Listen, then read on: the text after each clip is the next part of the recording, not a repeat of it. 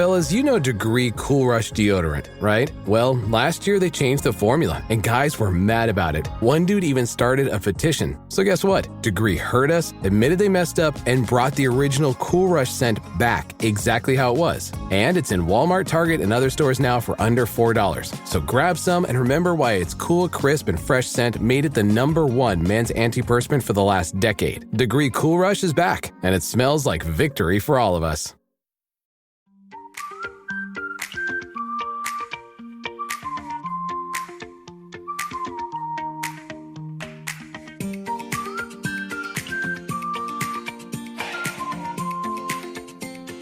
Welcome back to Realistic Sustainability. I'm Mike, and this is another one of those educational shorts. I don't know if it's super educational, but it's definitely getting ready for spring. So before we get started, this short has been brought to you by Earth Roast Coffee, one of the most delicious cups of coffee I've ever had. And I think everybody here pretty much knows I'm kind of a snob when it comes to my coffee. It's either the local buzz from the Big Island of Hawaii or Earth Roast Coffee. My favorite when it comes to Earth Roast is the Hudson River Blend. It's a medium roast. And every box is roasted to order. Yeah, they wait for you to order it and then they roast the beans. So they're not just sitting in a warehouse for a long period of time. You are not only planting a tree every time you order coffee, but you're also donating some of those charities out there that help the most vulnerable on the planet. Not bad for just, buying some coffee. Give it a shot. Try the link down in the description and get 15% off. Just don't forget to use coupon code REALSUSTAIN15. If you get some, let me know how you like it. I'd love to hear it. Anyways, before we really get into the show, I wanted to tell you that sometimes Jamie and I have little adventures, as you've heard about Hawaii. And we even had a rental house last year that we went and kind of learned how to fix up. Just to let you know, that house is up and running. People live in it, and it seems to be holding together. So we're pretty happy about that. And I wanted to let you know that if you followed the videos on my Facebook or some of the stuff on greening, because if it's sustainability based, it'll go on the greening Facebook. If it's just us or me or some renovational thing that we're doing, it'll probably be on my personal Facebook, which you can join. Just go down in the description, click the link, and you can just follow us there. We have purchased another duplex. Well, let me take that back. Wednesday, we're purchasing another duplex. This one, far worse. It's almost like we're trying to test our capabilities of taking unlivable homes and make them livable. This one, I don't think has many good factors to it, but we think we're going to be able to put it back together and make it so that others have homes there. So if you want to follow us on Facebook, again, down in the description, just follow my Facebook directly. I'm going to do a lot of live streams, a lot of videos.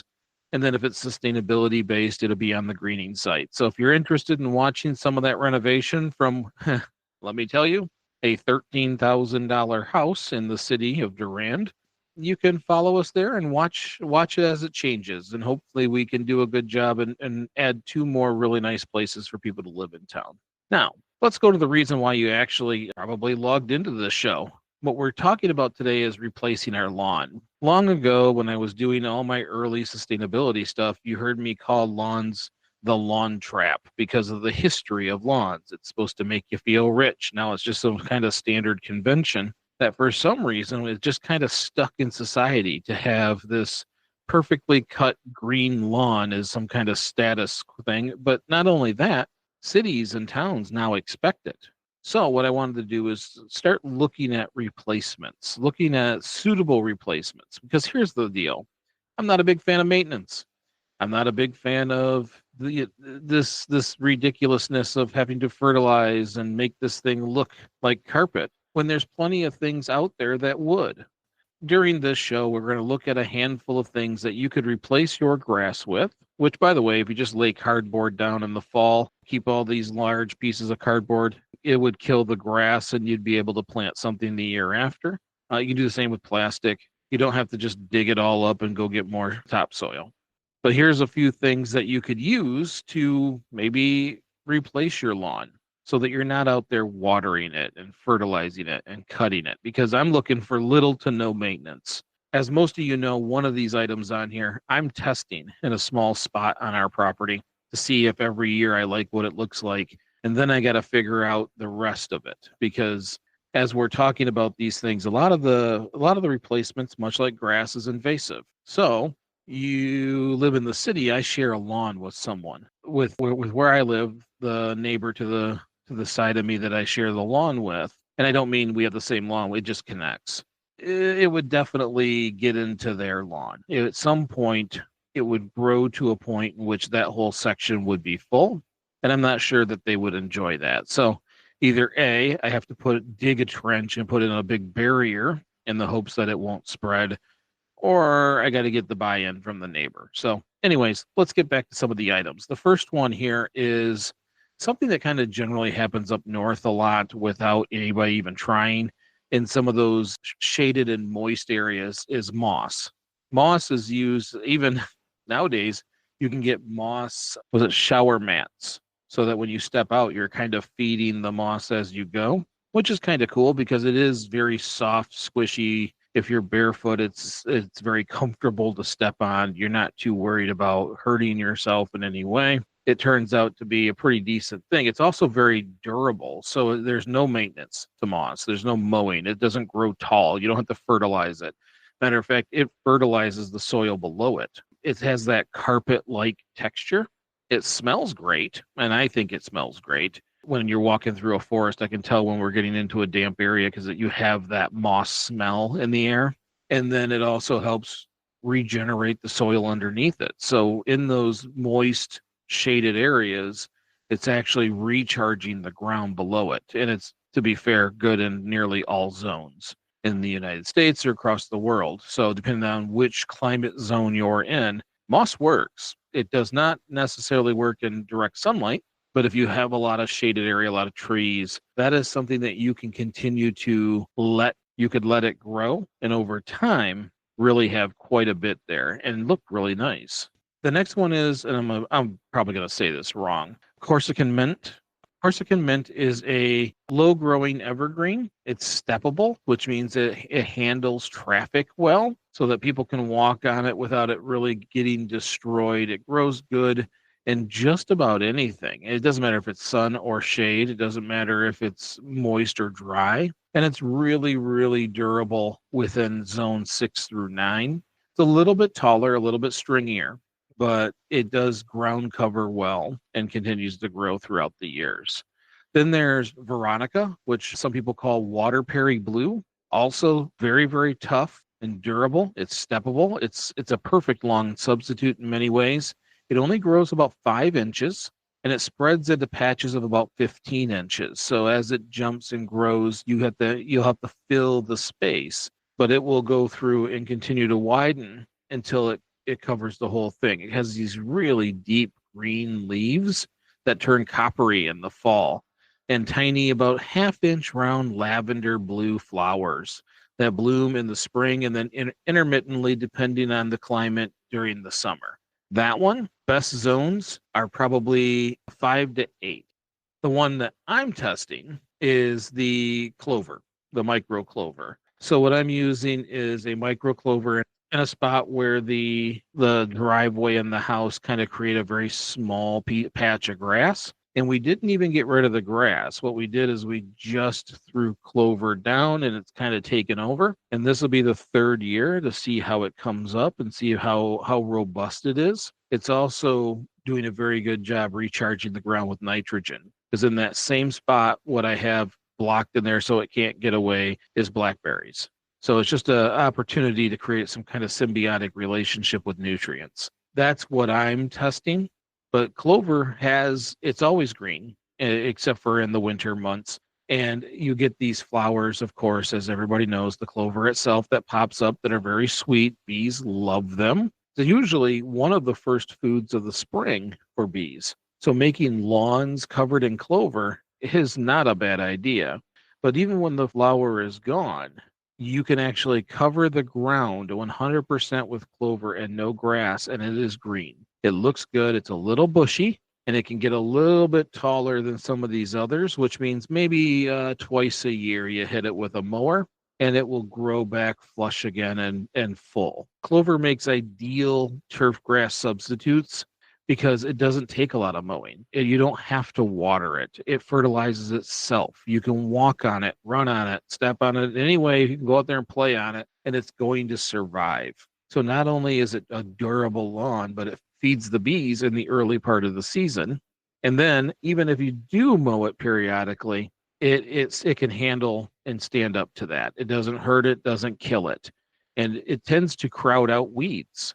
So you get a lot less weeds in that area because it is taking all the sunlight from those weeds and crowd them out. This works in nearly every zone. Zone 3 to 10. This is one of the more durable. And sometimes you can go online and get different hybrids or different colors. I just went with a very, very basic micro clover, which is a white and purple. But you can get a lot of different kinds. It's really quite amazing. I'm not sure if they have it, but I would check Ball Horticulture for seed if you're looking for something different or unique. There's also for just pure beauty, and I'm thinking about this for that space that I don't know what you even call it, some kind of easement. It's the ground you don't own, but you have to maintain if you live in the city. There's a grass piece between the sidewalk and the street. What I'd like to do is put creeping thyme in there because you can get some beautiful colors. It only grows about 4 inches tall and it can take the foot traffic, even though there wouldn't be a ton through that spot. It is beautiful.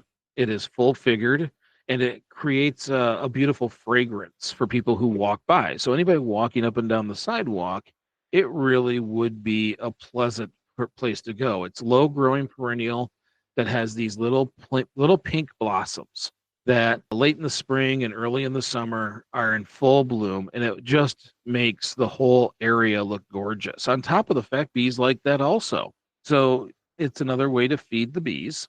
And I know someone's going to say, you're putting it next to a walkway. If we don't bother the bees, they don't bother us. At least that's how I've always been. And matter of fact, our sunflowers draw bumblebees. And if you wait till a little later in the night, you can pet them. Or at least I have. Thyme is drought resistant. So even in those harsh summers, it tends to stay green and cover the ground and works well with any soil as long as it's well drained.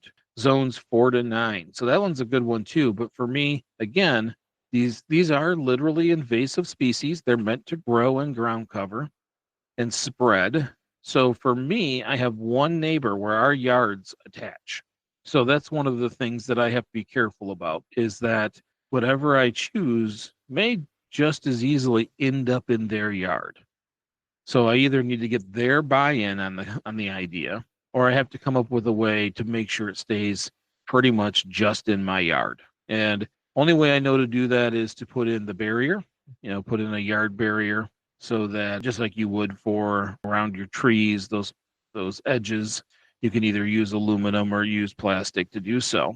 I don't think we're going to have too big of an issue. I'm hoping that by next year we get a buy-in and we can just start growing clover. Clover is by far my favorite for the yard, and I think creeping thyme would be awesome on that easement section. So we'll see. That's what I'm trying to do. But those are very good natural ways to manage your yard. Now, there's other things. There's hardscaping. I didn't put a ton of things here because I think most people understand what I mean by hardscaping. You're using a low water or no water solution. Some people simply just create gravel paths and eat up most of the yard that way. I've seen some beautiful, beautiful yards that are Michigan native grasses and decomposed gravel paths, which look really, really cool. You make the windy path, you fill the rest in with either rocks, gravel, and the Michigan native grasses, which are a bit taller and a bit more hardy. Those all together really makes a beautiful front yard. Now, is it a lush green front yard? Absolutely not. It is not what most people expect when they say front yard, but this would be a pretty darn cool one. You see in desert regions where they use mulch beds, which I'm not a huge fan of, but they will start using stones or stepping stones, large rocks, something like that to kind of fill the front yard space. Also pretty cool. Can be very easy to deal with, although I did see some when I was out in Las Vegas where they use stone for their yard, but then they sprayed it green. I'm not really sure I understand that. Let's go with the beautiful rocks. Let's show that yard in that way. Or lava stone was a really cool one. That's something you see in Hawaii a lot, not by choice at times, but this lava stone is another good one to kind of fill the yard with. Just because it's something that has no maintenance and it's easy to deal with. Now, if I was doing that, I would want to put regionally native plants in there, something that drains well, helps them grow, something that fits to that environment. Because that's another thing is the real answer should be that we're just using state or country native plants. I keep forgetting that I talk about Michigan all the time, but not everybody who listens is from Michigan. Matter of fact, most are not from Michigan and not even all from the United States. Whatever is native to that area, you can create a landscape in front of the house using those plants. They'll be much hardier because they evolve to live where they're at. Unlike a lot of things that we move, like Kentucky bluegrass is not exactly designed to live in Michigan. You're always maintaining it. You're always fertilizing it. You have to water it. Sometimes you even have to seed it on several years in a row to keep from having patches. This is all far too much work to keep something in a place that it doesn't belong.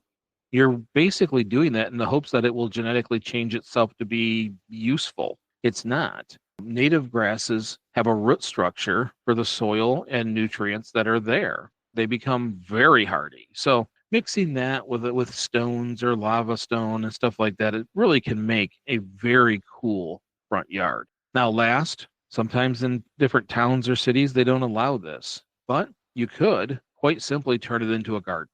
And I mean a food garden. Next to me, we had a lady who was just an amazing person who turned the whole front yard into a three-stage flower garden. You had early sprouts. She'd be out there cutting those sprouts at the right time for the next ones to come up. And it was like stacked bulbs. So it was always beautiful in their yard. You can do flowers like that, but you can do the same thing with food. You can turn that whole front yard into a edible landscape, a food garden, if you will. That way, not only does it generally look good, but it helps feed the family. And if you want, much like in Duran, we have the Edible Landscape Project. I bet you could probably come up with a spot in the front where you could grow foods and it would just be free for anybody who wanted it. So sometimes having your own land is nice, but you want to be part of the community too. You want it to feed you. You want it to give back instead of always taking resources. And grass just does that, takes your time, takes your resources, and gives you almost nothing back other than some minor satisfaction that you've done the work and it's there. Most of these give you more back. Some of these things with native grasses, those are going to help drainage in the yard. If you have a piece of property that is always wet, those root structures tend to be what it needs in that area for water to run down them and get past your normal ground level. Stone in the yard does the same thing. No standing water. It falls down below it. So there's a lot of different benefits to doing a lot of these things. Now, for me, I'm kind of stuck on the concept of the clover. And unless I can think of a way to solve it with the neighbor, I'm not sure how we're going to get. We may move to backyard next and go from there. But I'm kind of stuck on the clover. I like the way the leaves grow. I like the bushiness and the feel of it. And I love the fact that you get so many flowers, those sweet flowers that smell fantastic and that the bees love so very much. So that's the route I'm still working on going in. And once I can prove that it's suitable, it works and it looks good, I'm going to start pushing the city to do the same thing or look at some of these options to be more sustainable and cut less grass. You don't have to send the guys out to go cut all the time. This primarily takes care of itself other than a couple of times per year. Anyways, I hope you like this conversation. Again, we're just looking at different ways to get rid of your lawn. Grass is about useless. Each of these have their own benefits to either the environment or your enjoyment to the environment. And that's where we wanted to go with. So thank you so much for listening. Remember, this episode brought to you by Earth Roast Coffee. If you go down to the link below, you can get 15% off of Earth Roast Coffee just by clicking the link and using the coupon code RealSustain15. Give it a try. Let me know how you like it. I'd love to hear your feedback. Also, down in there, you can You could do the same thing by following my Facebook. There's other stuff going on this summer. We're going to be rebuilding this rather unique home. And if you want to follow Jamie and I on that journey, make sure that you follow greeningyourlife.org and or my personal Facebook. Just follow mine, and we'll do some pretty interesting things. Thank you all so much for listening. We really do appreciate it. Remember, we're just trying to get a little bit better each day. Little bit, big bit. Thank you again for listening. I'm Mike, and I'll see you soon.